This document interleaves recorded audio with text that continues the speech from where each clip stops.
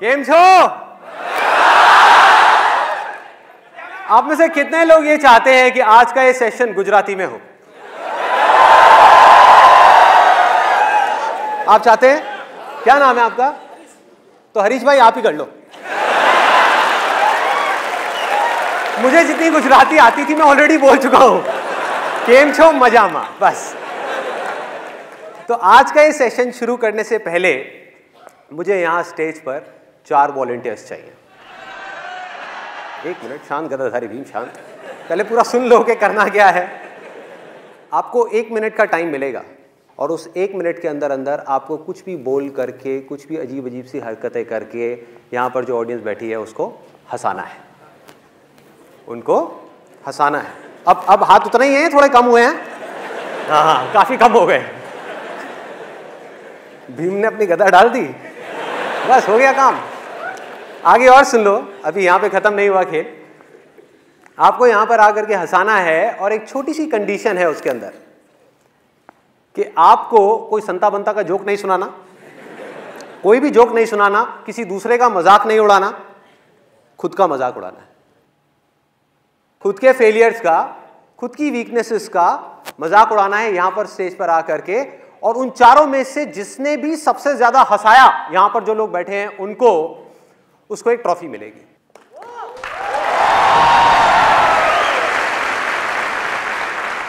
तो इस पे लिखा हुआ है द अनस्टॉपेबल कॉमेडियन अवार्ड। तो देखते हैं कौन जीतता है इस अवार्ड को। अब बताइए कौन आना चाहेगा इसके लिए? एक आप आ जाइए, आप आ जाइए। मैं गारंटी लेता हूं मैं हंस सकता हूं। आप गारंटी देते हो? आ जाओ, आ जाओ, आप आ जाइए।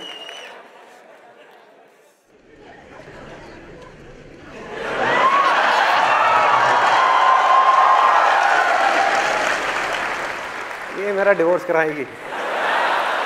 Let's give a big hand for all of them. तो कौन सबसे पहले आना चाहेगा आप चारों में से? You will? Very good, let's give a big hand for. क्या नाम है आपका? Khushbu. Let's give a big hand for खुशबू।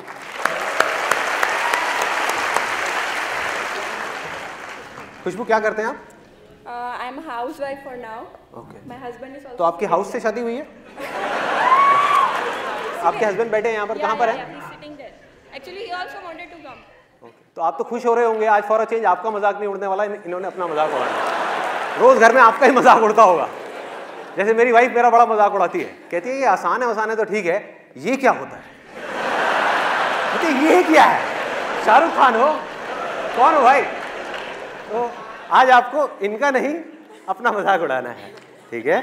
कुछ भी, अपनी कैसी भी वीकनेसेस का, अपनी बेवकूफ़ियों का। हर एक इंसान में स्ट्रेंथ्स भी होती हैं और वीकनेसेस होती हैं। और ये सब क्यों हो रहा है, इसके पीछे क्या लॉजिक है, क्या मोटिव है मेरा, ये होने के बाद में आप लोगों को बताऊंगा कि इसके पीछे इसका आज के सेशन से क्या कनेक्शन है। Let's give a big hand for Khushbu. आज मैं सबसे पहले इधर इसलिए आई कि मेरा फर्स्ट नंबर हो, क्योंकि मैं इतनी नर्वस थी कि किसी ने मेरे से ज़्यादा अच्छा कर लिया, उसके बाद तो मैं कुछ भी नहीं बोल पाऊंगी। अच्छा, आज हम यहाँ पे आने वाले थे। मेरे हस्बैंड एक्चुअली थोड़ा संदीप जी के अगेंस्ट है, इसीलिए मैं उनको इधर लेके आई हूँ। आज और अगेंस्ट हो जाएंगे, जो मैंने कहा है उसके बाद और against. Because I really love him and he is so against me. मैंने उनको सेशंस में उनके जबरदस्ती दिखाती हूँ। उनको पता भी नहीं था कि मैंने उनका रजिस्ट्रेशन किया है। सुबह को उठाया, बस जल्दी से रेडी हो, संदीप महेश्वरी का सेशन के पास चल रहे हैं। Thank you so much. Let's give big hand for. अब कौन आना चाहेगा आप में से? आप लास्ट आना चाहोगे? Guarantee, guarantee. जी, मेरा नाम तेजस रानिंगा है, मैं गांधीधाम कच्छ से हूँ। एक बार मेरे दोस्त है आकाश, मैंने उससे बोला यार मैं एक्टिंग में हाथ आजमाना चाहता हूँ। मैं बोला क्या बोल रहा है, एक्टिंग करेगा तू? बोला हाँ मैं एक्टिंग करूँगा। मैंने बोला देख मैं तेरा अलग अलग एक्सप्रेशन करके दिखाता हूँ। बोला ठीक है। मैंने बोला तू एक्शन बोला। सर आप एक्शन बोलना, मैं एक्शन। ओके, ऐसे एक्शन। एक्शन। ये देख बाप बनने की खुशी।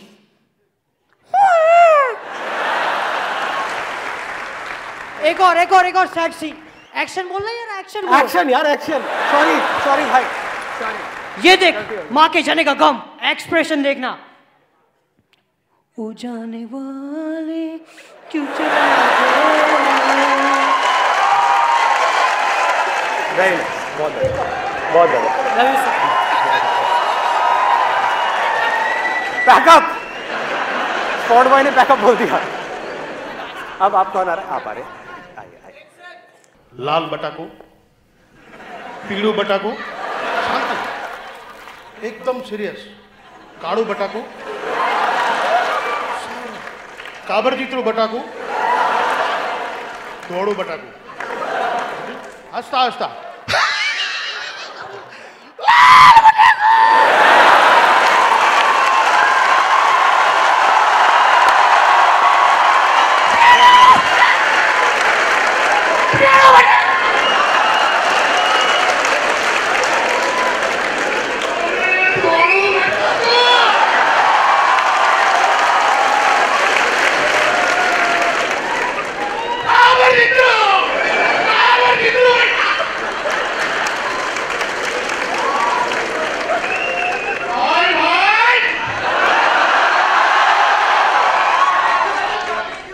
Time up बटाकू। बहुत बढ़िया। मुझे समझ नहीं आया इन्होंने क्या कहा, लेकिन सुनने में अच्छा लग रहा था, देखने में भी मजा आया। क्या मतलब होता है वैसे बटाकू का? आलू, आलू, जस्ट आलू, अच्छा आलू, रेड आलू, व्हाइट आलू, बट डिफरेंट टाइप ऑफ, रोते रोते हंसते। अरे वाह क्या बात है, मतलब आलू की इतनी वैरायटी, कमाल कर दिया। आपका क्या नाम है? Naina. Naina, okay, let's give a big hand for Naina.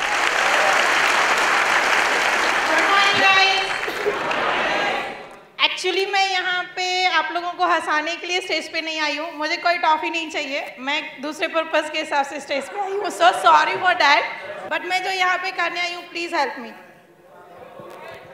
Thank you madam. चलो let's give a big hand for. इन्होंने आए यहाँ पे ट्राई किया। मेरा नहीं हुआ पूरा अभी तक, just wait। अच्छा है अभी? ओह ओके, पिक्चर अभी बाकी है दोस्त। Will you please marry me?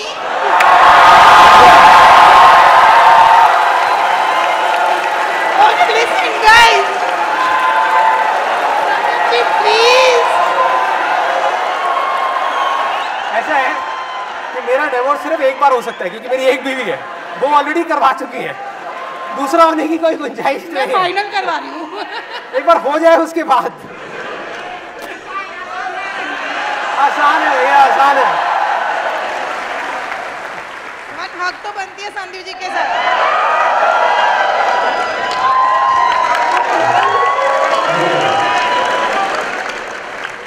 चलिए let's give a big hand for all of them. आपके हिसाब से विनर कौन है इन चारों में से? वो आपके हिसाब से है, मेरे हिसाब से चारों विनर हैं, चारों विनर हैं, क्योंकि यहां पर आकर के ये करना अपने आप में बहुत बड़ी चीज है।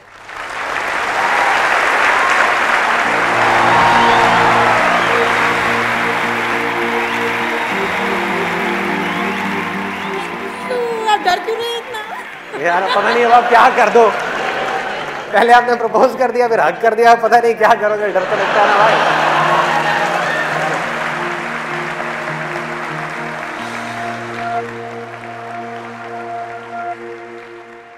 अब मैं आपको बताता हूं कि ये जो अभी किया यहाँ पर स्टेज पर, मतलब इन लोगों ने आ करके अपना मजाक उड़ाया, वैसे इन्होंने अपना कम मेरा ज़्यादा मजाक उड़ा दिया लेकिन ये जो किया उसका आज के इस सेशन से क्या कनेक्शन है? आप में से कितने लोग हैं जो हमेशा हर हाल में, चाहे लाइफ में कुछ भी चल रहा हो, खुश रहना चाहते हैं, हंसते खेलते रहना चाहते हैं, मतलब बिल्कुल बच्चे के जैसे मस्त रहना चाहते हैं? सब चाहते हैं। इसका सबसे आसान रास्ता पता है क्या है? हमें खुद पर हंसना सीखना है। यही आज के सेशन का थीम है।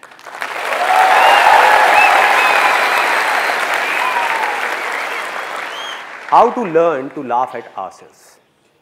क्योंकि दूसरों की वीकनेसेस पर हंसना, दूसरों के फेलियर्स पे हंसना, ये तो पूरी दुनिया करती है।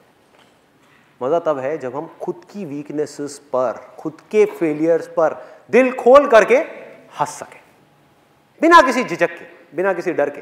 सिर्फ दिखाने के लिए नहीं कि अगर एक ग्रुप में खड़े हैं 10 लोगों के साथ में और हमारा मजाक उड़ रहा है तो मुंह पे ऊपर ऊपर तो हंस रहे हैं, अंदर अंदर गालियां दे रहे हैं। ये बोल ले बेटा, तू मुझे बोल, मैं तेरे को बोलूंगा अभी थोड़ी देर बाद। तू मेरी नाक के बारे में बोल, मैं तेरे दांत के बारे में बोलूँगा। तो करना क्या है कि अगर हंस रहे हैं तो खुल के हंस रहे हैं, दिखाने के लिए नहीं, उनके साथ हंस रहे हैं। ऐसा नहीं कि जब उनका मजाक उड़ रहा है तो हम हंस रहे हैं और खुद का उड़ रहा है तो अंदर ही अंदर सीरियस हो रहे हैं। तो ये क्या है और इससे क्या होता है, मैं आपको कोई थियोरेटिकली नहीं बताऊंगा, अपना खुद का एक रियल लाइफ एग्जांपल दूंगा कि मैंने ये चीज़ कब और कैसे सीखी। जब मैं करीबन 8 या 9 साल का था तो स्कूल में अपने फ्रेंड्स के साथ में पकड़म पकड़ाई खेल रहा था। भागते भागते मैं अपने स्कूल के स्टेज पे चढ़ गया। स्टेज पे गया और वहाँ से जा करके मैंने छलांग लगा दी। नीचे कूदा, मैंने देखा नहीं था, वहाँ पर एक कांच की टूटी हुई बॉटल पड़ी थी और वो बॉटल, वो कांच मेरे हाथ में यहाँ पे घुस गया, आर पार हो गया। जिसके बाद से जो हुआ सो हुआ, लेकिन उसके बाद से मेरे यहाँ की एक नर्व पूरी तरह से डेड हो गई। और एक वो दिन है, एक आज का दिन है, मेरी ये जो उंगली है ये मुड़ती नहीं है। आप में से भी शायद कुछ लोगों ने इस चीज़ को नोट करा होगा कि जो लेफ्ट हैंड की मेरी ये फिंगर है ये मुड़ती नहीं है। जैसे ये वाली हैंड की जो फिंगर है इसको मैं ऐसे ऐसे मोड़ सकता हूँ, इसको मैं ऐसे तो कर सकता हूँ, ऐसे नहीं मोड़ सकता। पकड़ करके मोड़ सकता हूँ, अपने आप नहीं मोड़ सकता। तो हुआ क्या, जैसा कि स्कूल्स में होता है कि मेरा जो स्कूल का ग्रुप था, दोस्त थे, उनको तो कोई टॉपिक चाहिए होता है ना, कोई मुर्गा चाहिए होता है।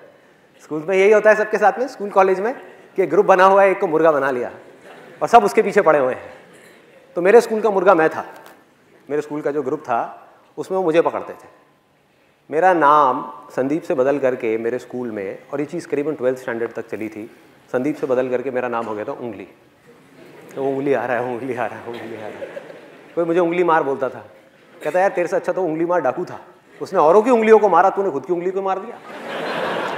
तो ऐसी ऐसी तरह तरह की चीज़ें होती थी। एक आपने वो कहावत सुनी होगी कि जब घी सीधी उंगली से ना निकल रहा हो तो उंगली टेढ़ी करनी पड़ती है।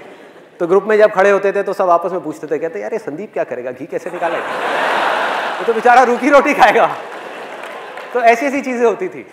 और भी कोई भी टॉपिक चल रहा होता था, कोई भी, मतलब किसी और टॉपिक के बारे में बात हो रही है और सबका हंसने का मन कर रहा है, तो वो घूम फिर के फिर मेरी उंगली पे आ जाते थे। तो उस टाइम पे क्या होता था, 12th स्टैंडर्ड तक मुझे बहुत गुस्सा आता था जब भी कोई मेरा इस तरीके से मजाक उड़ाता था। बाहर बाहर से मैं दिखाने के लिए कई बार हंसता था, लेकिन अंदर ही अंदर मेरी फ्रस्ट्रेशन बढ़ती चली जा रही थी। कई कई बार मेरी लड़ाई हो जाती थी उन लोगों से। वो मुझे एक बोलते थे, मैं उनको 4 बोलता था, और बातों बातों में बहस हो गई, कई कई बार हाथापाई भी हो गई, लड़ाई हो गई, गुस्सा बढ़ता जा रहा है। 12th स्टैंडर्ड पहुँचते पहुँचते मेरी जो फ्रस्ट्रेशन है वो 2 चीज़ों को लेकर के बढ़ गई। एक, ये जो लोग मेरा मजाक उड़ा रहे थे उनसे रिलेटेड, जो भी मेरे दोस्त थे, सो कॉल्ड दोस्त। दूसरी मेरी फ्रस्ट्रेशन बढ़ गई भगवान से, कि आपने मेरे साथ में ऐसा क्यों किया, कि अगर उस दिन वो बॉटल वहाँ नहीं होती और मेरी उंगली यहाँ पे इस तरीके से नहीं हुई होती, क्योंकि बच्चे का दिमाग ऐसे ही होता है, तो मेरे को अंदर ही अंदर फ्रस्ट्रेशन हो गई कि यार काश मेरे साथ में ये नहीं हुआ होता, मेरी उंगली ठीक होती तो मेरा इतना मजाक नहीं उड़ता जितना अभी उड़ रहा है, मतलब हर बात पे मजाक। तो ये थी मेरी 12th स्टैंडर्ड तक की लाइफ। उसके बाद में मैं कॉलेज में गया और वहाँ पर मेरा एक दोस्त बना, उसको पोलियो था और वो सीधे तरीके से चल नहीं सकता था, तो उसके पास में हमेशा बैसाखियाँ होती थी जिसके सहारे से वो चलता था। उस बंदे की एक खास बात थी कि उसको कभी भी, मतलब मैं कॉलेज में 2 साल रहा हूँगा और मैंने कभी भी उस बंदे को इतना सा भी परेशान नहीं देखा, किसी ने नहीं देखा, मतलब उसके चेहरे पे शिकन तक नहीं, यहाँ पर सलवटे तक नहीं, हमेशा हंसता खेलता रहता मज़े में। और उसकी क्वालिटी क्या थी, जो मैंने लाइफ में पहली बार ऐसा एक बंदा देखा था, पहली बार, कि वो खुद की वीकनेसेस का, खुद की कमियों का खुल करके मजाक उड़ाता था। और लोगों को जहां पर उसके ऊपर तरस आता था, उसको नहीं आता था अपने ऊपर तरस, वो अपना मजाक उड़ाता और सब हंसते और सब उसको प्यार करते। मतलब खुद तो अपना मजाक उड़ाता था और हंसता था और सब साथ में हंसते थे, लेकिन उसका मजाक कोई नहीं उड़ाता था।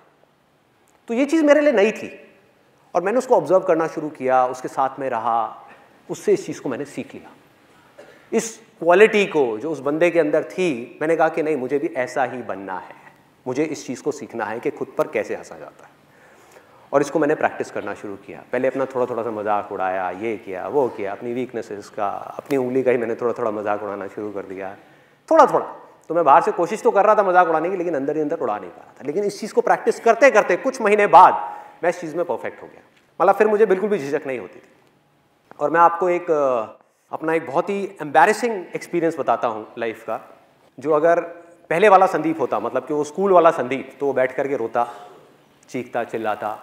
लेकिन ये जो कॉलेज वाला संदीप था, जो सीख गया था अपने ऊपर हंसना, उसने बड़ा एंजॉय किया, उसके लिए वो मज़ा था, मस्ती थी। आप में से कितने लोग बस में ट्रैवल करते हैं, भरी हुई बस में, जिन्होंने अच्छे से ट्रैवल किया है या पहले कभी किया है? ऑलमोस्ट सब ने। तो आप लोग बड़े आराम से रिलेट कर पाएंगे कि मैं क्या बोलने वाला हूँ। मैं कॉलेज से अपने घर आ रहा था एक बस के अंदर, और वो बस पूरी खचाखच भरी हुई थी। और बस में ट्रैवल करने की मेरे को सबसे ख़राब चीज़ ये लगती है कि उसमें जब बस पूरी तरह से भरी होती है तो सबके हाथ ऐसे होते हैं, और ज़्यादातर लोगों ने डिओड्रेंट नहीं लगाया होता। आप लोगों ने शायद ये प्रॉब्लम फेस करी होगी। तो हुआ क्या कि मैं ऐसी बस में ट्रैवल कर रहा, बस पूरी भरी हुई, और मुझे एक बड़ी अच्छी खुशबू आई, मतलब कमाल के एक परफ्यूम की खुशबू। और मैंने कहा यार ये क्या है, जहन्नुम में जन्नत दिख रही है, ये क्या है ये? मैं मतलब उसमें खो गया, उस खुशबू में। और मैंने अपने दोनों तरफ देखा, मैंने कहा ये कहाँ से आ रही है? तो मैंने पहले इधर देखा, इधर से नहीं थी। उधर देखा तो मेरे पीछे लेफ्ट साइड में एक लड़की खड़ी हुई थी, और उसने परफ्यूम लगाया। ये लड़की के नाम पे वो करने वाली बात। और जैसे मेरी नज़र पड़ी कि ये इस लड़की में से ये परफ्यूम की खुशबू आ रही है, तो मेरे फेस पे हल्की सी स्माइल आ गई। और ये स्माइल उस लड़की को देख करके नहीं आई थी, क्योंकि आप लोगों को बैकग्राउंड पता है, उसको नहीं पता था। ये स्माइल आई थी उसके परफ्यूम की वजह से, कि मैंने देखा और मैंने कहा कितना अच्छा परफ्यूम है। तो हल्की सी स्माइल आई, लेकिन उस लड़की को ये डाउट हो गया कि मैं उसको छेड़ रहा हूँ, मैं उसमें लाइन मार रहा हूँ। और वो बिल्कुल गुस्से से मेरे को घूरने लग गई, मतलब उसने गुस्से वाली मेरे को लुक दी, और मैंने फटाफट से अपना मुंह नीचे कर लिया। मैंने कहा भाई पिटना नहीं है तो मुंह नीचे कर लो, भीड़ यहाँ पे बहुत है, बहुत मारेंगे सब मिल करके। तो मैं अपना आराम से ऐसे ही खड़ा हुआ। उसके 10-15 मिनट बाद में, गर्मी बहुत ज़्यादा थी, गर्मियों का टाइम था, और मेरे फेस पे पसीना आया। तो मैंने क्या किया, अपनी जेब में हाथ डाला रुमाल निकालने के लिए। अब ध्यान से देखो मेरा हाथ कैसा है, क्योंकि मैं आपको बता चुका हूँ कि मेरी उंगली मुड़ती नहीं है। तो मैं गया, मैंने जा करके अपनी जेब में हाथ डाला, रुमाल निकाला, और जब रुमाल निकाल रहा था तो वो उंगली जा करके उस लड़की के पैर पे टच हो गई। उसके पैर पे टच हो गई। आपने वो कहावत सुनी होगी, कंगाली में आटा गीला। बिल्कुल ऐसे ही कुछ मेरे साथ में हुआ कि पहले ही मेरी पिटने वाली हालत थी, और ऊपर से वो उंगली जा करके उसके पैर पे टच हो गई। मैं रुमाल लेकर के चुपचाप अपने फेस पे आया, और मेरी हालत ख़राब। मैं मन ही मन सोच रहा, मैंने कहा भाई अब क्या करूँ? 2 ऑप्शन है मेरे पास में। एक तो ये है कि पलट करके इसको फटाफट से सॉरी बोल दूँ, लेकिन उसमें एक रिस्क है कि क्या हो अगर उसको पता ही नहीं है कि उंगली मेरी थी इतनी भीड़ में।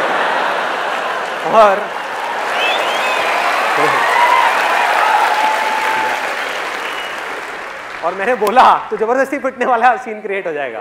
वो कहेगी अच्छा मेरे को उंगली मारी, तूने मारी? तो मैंने कहा भाई, तो मैं दूसरा ऑप्शन मेरे पास में ये था कि मैं चुप रहूं, आराम से देखता रहूं, मुंह नीचे करके ऐसे रिएक्ट करूं जैसे कुछ हुआ ही नहीं है। तो मैं सोच ही रहा था इन दोनों ऑप्शंस में से मैं कौन सा चूज करूं। इतनी देर में मेरे यहाँ पर राइट साइड में पीछे से किसी का हाथ आया, मतलब तगड़ा, जैसे सनी देओल का हाथ है ना, 2.5 किलो का हाथ, वो आया यहाँ पे थड़ थड़ थड़ ऐसे करके। ओए, पीछे से आवाज़ आई, ओए। मैंने पीछे पलट करके देखा, और उस लड़की के साथ में एक लड़का खड़ा हुआ था, बॉडी बिल्डर टाइप का।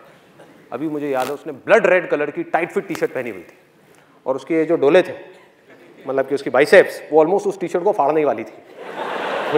इतना तगड़ा बंदा वहाँ पे पीछे खड़ा हुआ था। उसकी हाइट होगी करीबन 6-6.25 फीट। तो मैंने उसको पलट करके देखा, और पलटते ही अब मेरे को समझ ही नहीं आया मैं क्या बोलूँ। अब बहुत देर हो चुकी थी, अब सॉरी बोलने वाली स्टेज जा चुकी थी। मैंने कहा हाँ जी। बस मेरा ये बोलने की देर थी, लड़की का गुस्सा और बढ़ गया।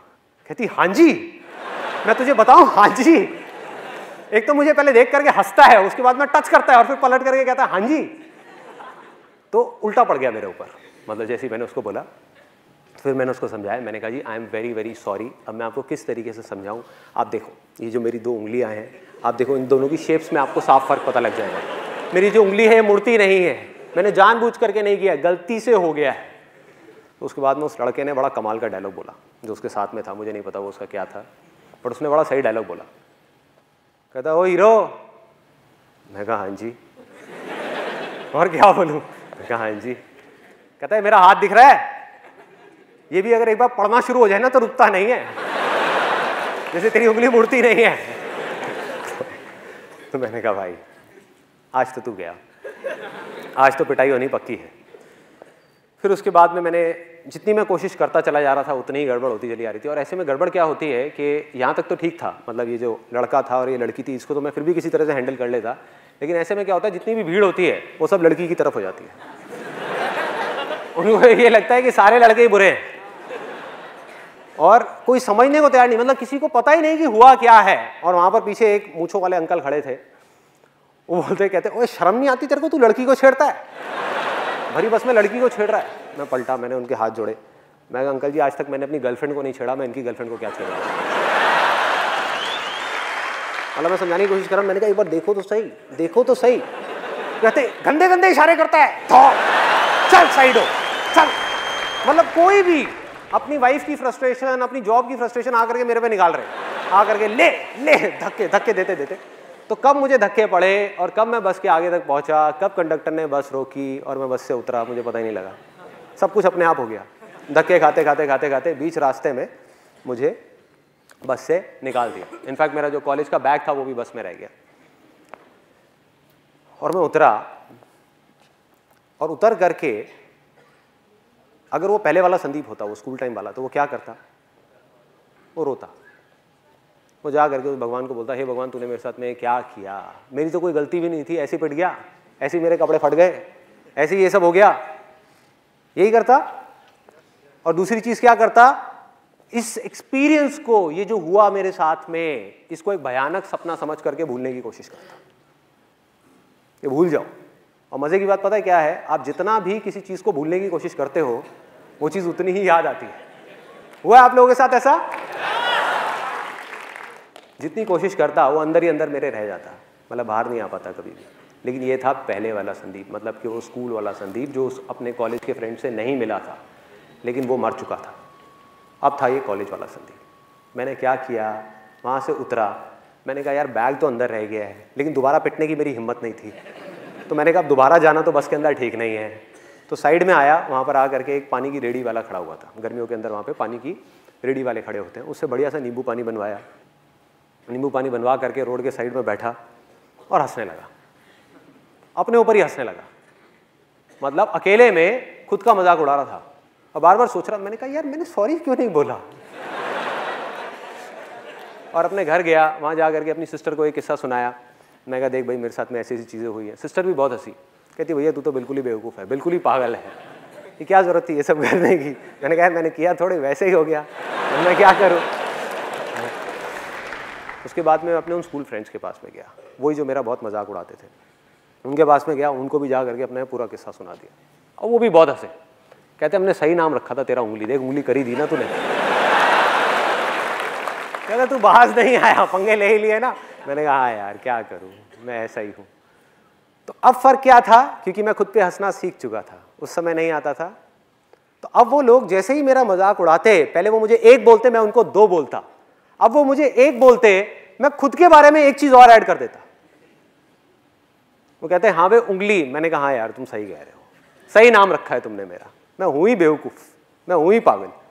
तो ये करते करते हुआ क्या, मजे की बात मेरे को अभी भी याद है, उनमें से एक लड़का जो मेरा सबसे ज्यादा मजाक उड़ाता था स्कूल टाइम में, उसने बोला, जब ऐसे ही कुछ देर तक ये चलता रहा, तो उसने बोला, कहता भाई संदीप तू बिल्कुल बदल गया है, तू तो बिल्कुल ही बदल गया है। और उसकी जो टोन थी ना बोलने की, वो खुशी वाली टोन नहीं थी। He was in a state of shock। वो सदमे में था कि भाई ये हुआ क्या इस लड़के को, वो सदमे में था। क्यों? क्योंकि उसकी पावर उसके हाथ से चली गई थी।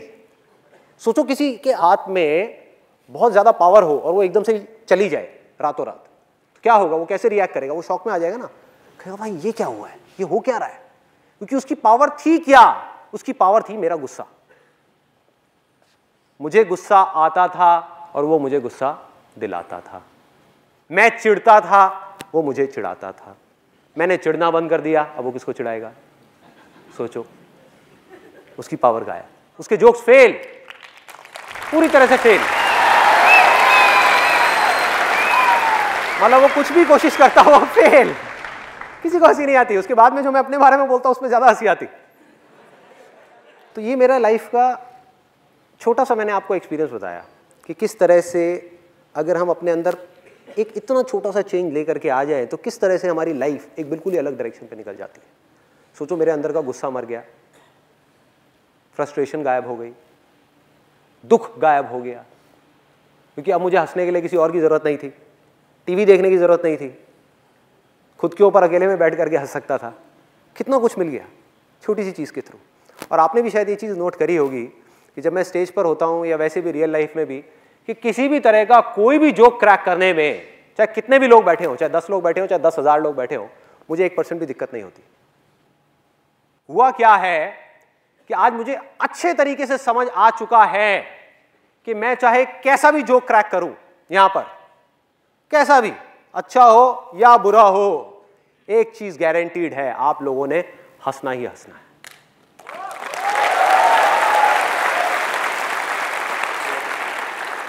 हंसना ही हंसना है, गारंटीड हंसना है। और ये मेरा कोई ओवर कॉन्फिडेंस नहीं है जो किसी इमेजिनेशन के ऊपर बेस्ड है, ये मेरा कॉन्फिडेंस है जो रियलिटी के ऊपर बेस्ड है। और मैं बताता हूं कैसे मैं ये बात बोल रहा हूं। मैंने कोई जोक क्रैक किया या कुछ बोला यहां पर आकर के, अगर आपको जोक समझ आ गया तो आप क्या करोगे? हंसोगे, उस जोक के ऊपर ठहाके मार मार के हंसोगे, खुल के हंसोगे। और अगर वो जोक समझ नहीं आया तो क्या होगा? तब भी आप हंसोगे। फर्क ये है कि आप मन ही मन मेरे जोक के ऊपर नहीं, मुझ पर हंसोगे कि कितना बेवकूफ आदमी है, ये तो पागल है बिल्कुल ही। मन ही मन आप हंसे ना, तो हुआ वो जो मैं चाहता था। मेरा मकसद क्या था? मेरा मकसद क्या था? ये नहीं था कि आप मेरे जोक के ऊपर हंसो, ये था कि आपकी जिंदगी में थोड़ी सी खुशी आ जाए, बस। अब इससे क्या फर्क पड़ता है कि आप मेरे जोक के ऊपर हंसो या मुझ पर हंसो? क्या फर्क पड़ता है? हाँ, या मेरी बेवकूफियों पे हंसो, या मेरे फेलियर्स पे हंसो, या मेरी वीकनेसेस पे हंसो। होता क्या है, जब हम धीरे धीरे इस रास्ते पे चलते हैं तो वो दिन दूर नहीं है जब सिर्फ हम अपनी छोटी छोटी वीकनेसेस का मजाक नहीं उड़ाते, बल्कि बड़े से बड़े फेलियर का भी मजाक उड़ा सकते हैं। बड़े से बड़े फेलियर का सोचो, ये क्या है? एक प्रॉब्लम है जिसके बारे में मैंने अपने लास्ट लाइफ चेंजिंग सेमिनार में बात करी थी। One of the biggest fears in the world, मतलब इस दुनिया में जितने भी डर हैं आपकी लाइफ में, उनमें से सबसे बड़े डरों में से एक वो था, सबसे बड़ा रोग क्या है? आप में से इतने सारे लोग यहां पर बैठे हुए हैं और मैं गारंटी के साथ कह सकता हूं कि जो आप कर सकते हैं, मतलब कि जो आपका पोटेंशियल है, आपको पता है अंदर से कि मैं ये कर सकता हूं, आप करना चाहते हैं फिर भी नहीं कर रहे। क्यों? क्योंकि अंदर ही अंदर बहुत गहराई में एक्सक्यूजेस दे रहे हो कि मैं इस वजह से नहीं कर रहा, उस वजह से नहीं कर रहा। रीजन कुछ और है। रीजन क्या है कि अंदर ही अंदर कहीं ना कहीं एक डर बैठा हुआ है कि यार मैं सक्सेसफुल हो गया तो बढ़िया है, अगर फेल हो गया तो मेरा कितना मजाक उड़ेगा। ये आता है अंदर से, ये डर हमको आगे बढ़ने से रोकता है, सबको रोकता है। किसी के अंदर कम है, किसी के अंदर ज्यादा है, सबके अंदर होता है ये डर। तो धीरे धीरे अगर आपने इसको प्रैक्टिस करना शुरू किया, अपने ऊपर हंसना शुरू किया, तो वो दिन दूर नहीं है भैया जब ये डर पूरी तरह से आपके अंदर से निकल जाएगा। आपको रत्ती भर भी फर्क नहीं पड़ेगा कि वो लोग आपके बारे में क्या सोचते हैं, क्या बोलते हैं, क्या कहते हैं। जिसका जो काम है उसने वही करना है। आप कुछ अच्छे से अच्छा भी कर लो ना लाइफ में, आप जा करके हिमालय के ऊपर जा करके झंडे गाड़ दो माउंट एवरेस्ट के ऊपर, तब भी जिसने आपके ऊपर हंसना है वो हंसेगा, वो कहेगा देखो पागल है, कहां पहुंच गया। तो कहेगा क्या जरूरत थी, तो कहेगा ये कोई काम है करने वाला, घर पे बैठो, टीवी देखो, खाओ पियो, मस्त रहो, क्या जरूरत है कुछ करने की। तो जिसने मजाक उड़ाना है, जिसका बेसिक नेचर है नेगेटिव चीजों को देखने का, वो नेगेटिव ही देखेगा भाई। तो फर्क क्या पड़ता है? और ये एक छोटी सी क्वालिटी है जो आप उन सब लोगों में देखोगे इस पूरे दुनिया में, जो भी लोग अपनी जिंदगी को खुल करके जी रहे हैं, चाहे कोई भी हो, उन्हें इतना सा भी फर्क नहीं पड़ता कि दुनिया उनके बारे में क्या सोचती है, क्या बोलती है। It does not make any difference to them. तो जीना है तो क्या करना है? खुल के जीना है और खुद पर हंसना है। खुद का मजाक उड़ाने से कभी भी पीछे नहीं हटना है, क्योंकि इससे होता क्या है, सिर्फ इतना नहीं होता, इसके और एक स्टेप और अंदर जाते हैं, थोड़ा और डीप में जाकर के देखते हैं क्या होता है। कि जैसे जैसे आपको खुद की वीकनेसेस का मजाक उड़ाना आ गया, खुद की बेवकूफियों का, खुद की कमियों का, खुद के फेलियर्स का, तो धीरे धीरे ये जो सक्सेस है ना, सक्सेस जो हमको मिलती है, हम उसका भी मजाक उड़ा पाएंगे। अपनी सक्सेस का, किसी और की सक्सेस का नहीं। और की सक्सेस का तो दुनिया मजाक उड़ाती है कि अपने पड़ोसी के पास में अपने से बड़ी गाड़ी आ गई, जरूर कोई गलत काम कर रहा है, जरूर कोई गड़बड़ काम कर रहा है। होता है खुद की सक्सेस का। और देखो इससे क्या होगा, मैंने आज तक अपने सेशंस में ये इस टॉपिक को बहुत ज्यादा टच किया है कि सक्सेसफुल होने के लिए आपको क्या करना है, लेकिन मैंने इस टॉपिक को टच नहीं किया कि सक्सेसफुल होने के बाद क्या करना है। क्योंकि जहां आप सक्सेसफुल हुए, आपके पास में, आपकी फील्ड में आपका नाम हुआ, आपके पास में पैसा आया, आपके पास में पावर आई, तो आप चाहो ना चाहो उस सक्सेस ने आपके दिमाग पर चढ़ना ही चढ़ना है, गारंटीड चढ़ना है। आपके अंदर अहंकार आना ही आना है, आपकी ईगो ने बढ़ना ही बढ़ना है, और जिसके अंदर अहंकार आया, जिसके अंदर ईगो आई, वो अंधा अकड़ गया। जो भी अकड़ा समझो वो मर गया।